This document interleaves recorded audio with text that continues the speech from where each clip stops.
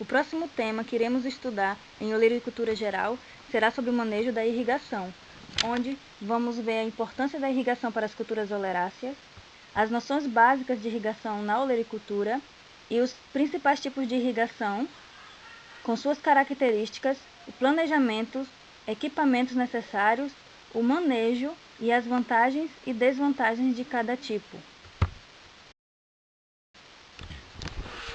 Com relação à importância da irrigação na olericultura, sabe-se que a água constitui mais de 90% do peso de matéria fresca da parte utilizável da maioria das hortaliças. Por isso, as hortaliças possuem uma exigência de água bastante elevada. E a irrigação é muito importante com relação também à época de plantio, pois muitas espécies elas devem ser plantadas somente no período seco, o que exige a irrigação, e até mesmo aquelas espécies que são plantadas em período chuvoso, muitas vezes precisam de complementação de água através da irrigação. Por isso, a irrigação, apesar de ser um dos mais importantes tratos culturais, é também um dos mais difíceis de se executar.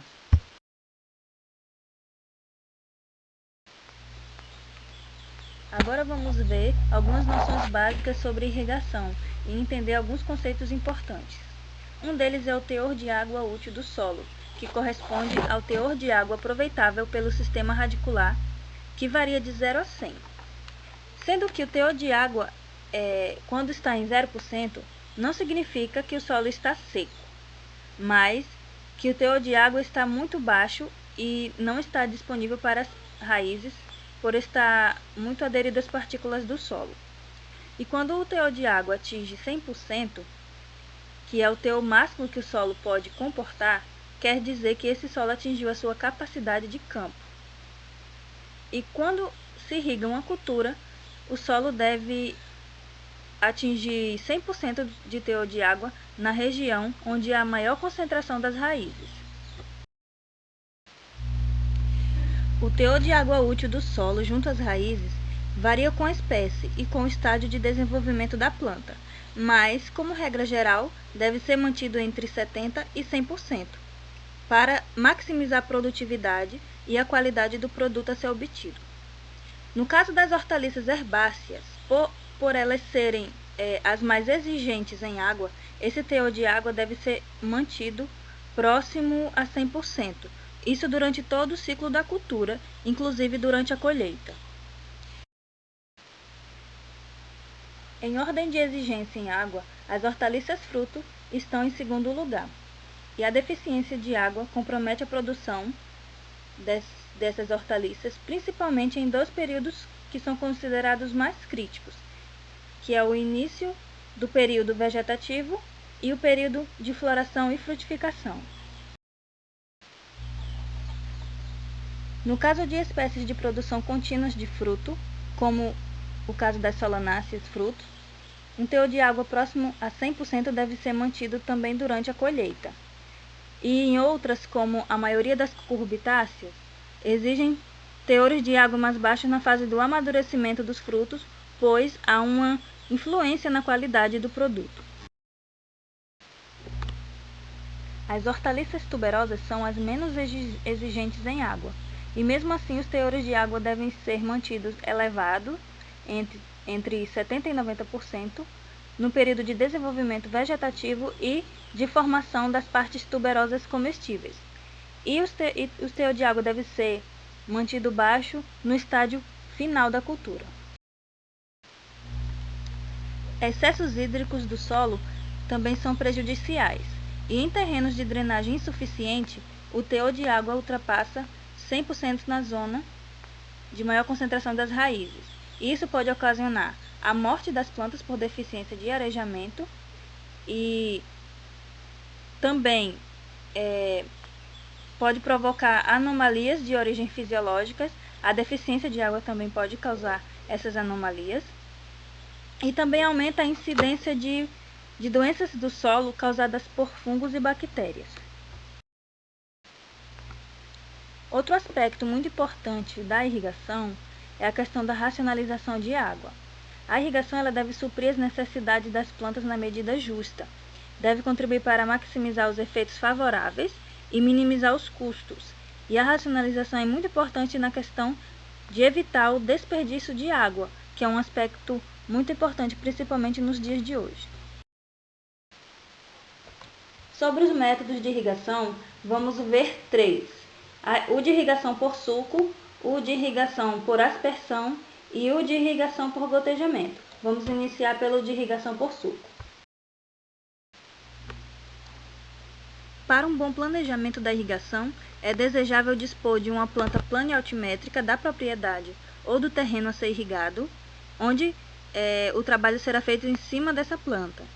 Primeiramente, procura-se a melhor localização do canal mestre, dos canais distribuidores e dos sucos de irrigação. Depois, é necessário fazer a captação de água de modo a encaminhá-la até o canal mestre, sempre localizado na parte mais elevada do terreno. E depois do canal mestre, ele deve abastecer os canais distribuidores, e geralmente são construídos no sentido do maior declive, sendo, para evitar a erosão, é necessário que se faça um revestimento com lona plástica.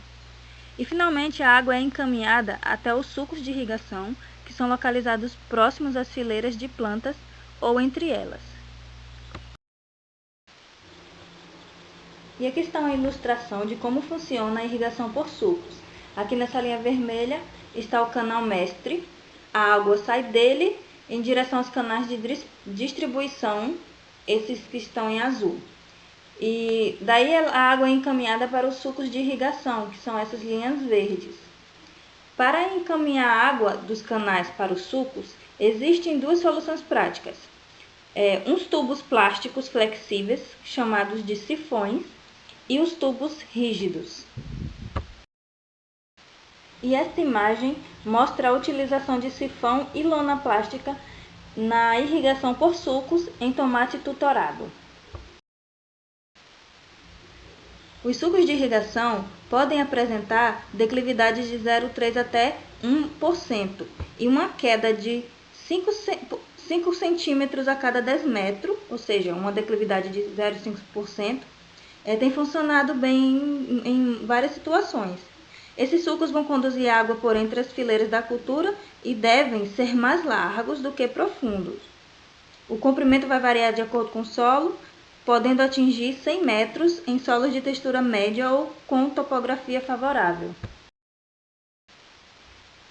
E sobre os pontos positivos da irrigação por suco, ou seja, as vantagens desse tipo de irrigação, uma delas é que em culturas que são frequentemente pulverizadas com defensivos, um exemplo é o tomate ou outras solanáceas frutos que são bastante suscetíveis a doenças e precisam de controle químico, a irrigação por suco ela é positiva porque não provoca a lavagem dos produtos aplicados à parte aérea e assim diminui a necessidade de mais pulverizações e facilita então o controle fitossanitário.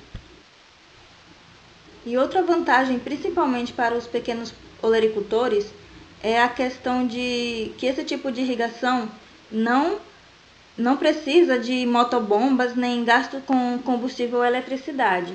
Basta ter água em abundância na propriedade que o olericultor vai poder usar vai poder irrigar a sua plantação. E com relação aos pontos negativos, um deles é a elevada utilização de mão de obra especializada, ou seja, a grande necessidade de mão de obra especializada, tanto na sistematização do terreno, quanto na abertura de sucos e canais e também na aplicação e no controle da água. Outra desvantagem, e mais grave, é que esse método utiliza e desperdiça o maior volume de água por hectare irrigado. E esse método também acelera a erosão. Agora vamos falar de outro método de irrigação, que é a irrigação por aspersão, e vamos ver primeiramente algumas características. Esse método ele é o preferido de numerosos olericultores, tanto pequenos quanto grandes, e tem uma vantagem de controlar a frequência, a duração, a intensidade e também o tamanho das gotas. Esse método ele evita as desvantagens apresentadas vistas na irrigação por suco, que é a questão da erosão, do desperdício de água. E na aspersão, a água é conduzida dentro de tubulações sob pressão até os aspersores. E os aspersores eles são capazes de irrigar qualquer gleba, independente do tipo de solo e da topografia do terreno. A aspersão permite um ótimo controle da quantidade de água aplicada e permite também a utilização de um menor volume de água, então a questão da economia. E mesmo economizando água, os resultados são similares aos obtidos pela irrigação por suco. E a eficiência e a uniformidade da irrigação são muito maiores mesmo em solos arenosos. É possível notar também a superioridade do método de irrigação por aspersão nos estádios iniciais de desenvolvimento das culturas, pois promove uma melhor germinação e emergência mais uniforme e rápida das plântulas. E também um melhor desenvolvimento do sistema radicular. E com o sistema radicular mais desenvolvido e mais ativo, devido a um maior volume de solo úmido, vai facilitar um aproveitamento melhor e maior dos nutrientes pelas plantas. E isso vai beneficiar a produtividade e também a qualidade do produto. Esse tipo de irrigação também é menos exigente em mão de obra, a sua instalação é bastante complexa, mas o seu funcionamento, a sua execução é simples. Para adquirir e instalar um conjunto de aspersão, há necessidade de planejamento e investimento elevado. E esse sistema de irrigação envolve detalhes técnicos que não são dominados por leigos, por isso há necessidade de conhecimento técnico especializado.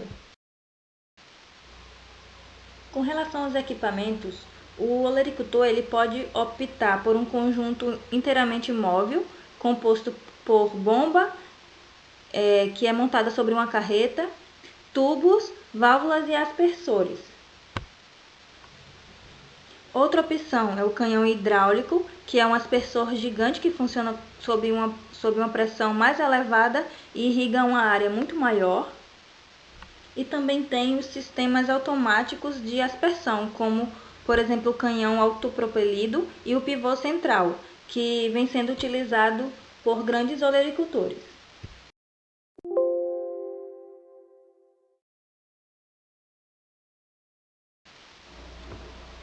E aqui são algumas imagens de exemplos de modelos de motobomba.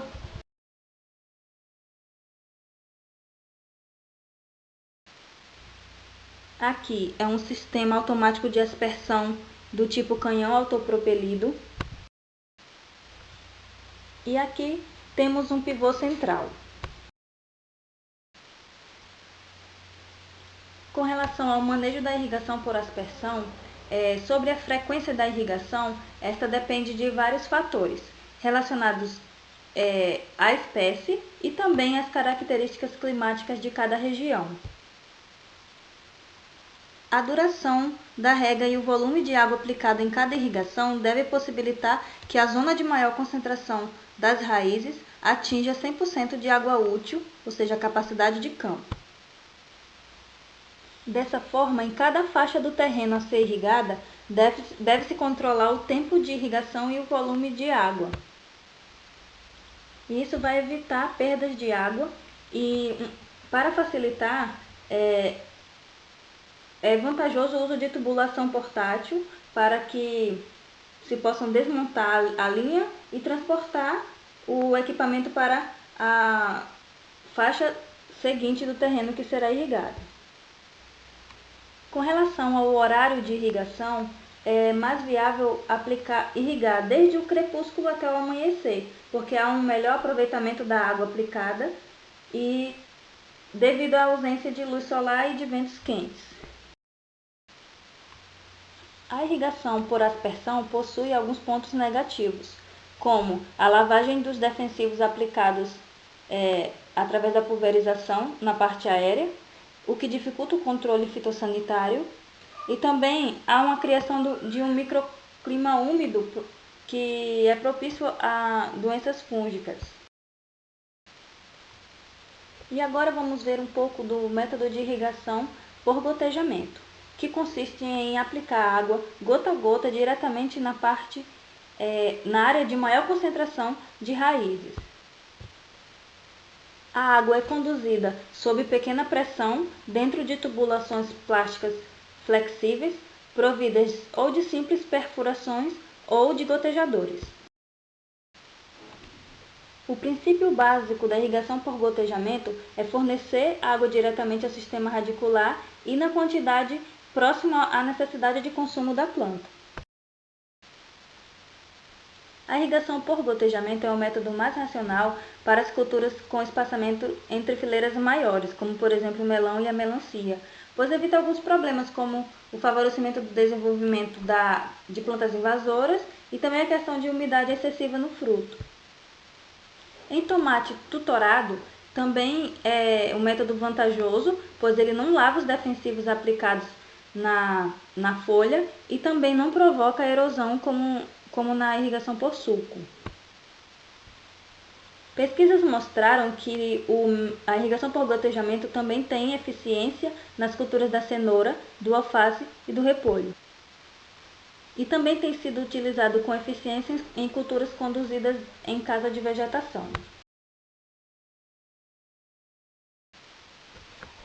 Algumas vantagens da irrigação por gotejamento são que ela propicia uma economia de água e eficiência da irrigação, já que o volume de solo que é irrigado é menor, é só aquele onde as raízes estão.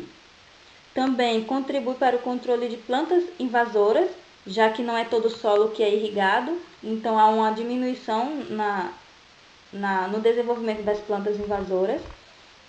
Há também a questão da economia de mão de obra, já que não tem que mover o equipamento e o controle é feito apenas na instalação.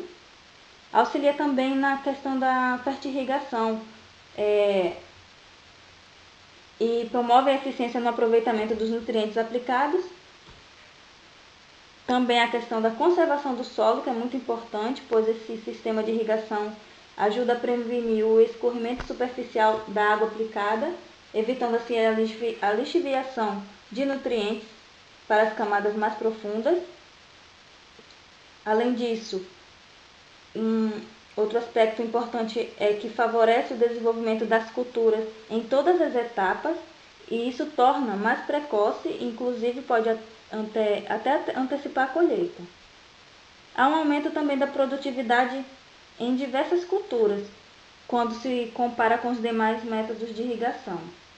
E também, devido os problemas fitossanitários diminuírem nesse tipo de irrigação, há uma redução da necessidade de uso de agrotóxico. Com relação às desvantagens do método de gotejamento, comparado aos demais métodos de irrigação, são poucas. Uma delas é que as tubulações que contêm os gotejadores embutidos não podem ser tão longas como aquelas usadas na aspersão. Também é imprescindível a utilização de motobomba, filtro, tubos e registros. E isso, dependendo da situação, pode exigir elevado emprego de capital. A utilização do gotejamento exige cuidado tanto no planejamento quanto na instalação, pois é um método de grande precisão, delicadeza e sensibilidade. Por isso é muito importante que o produtor tenha a assistência técnica adequada.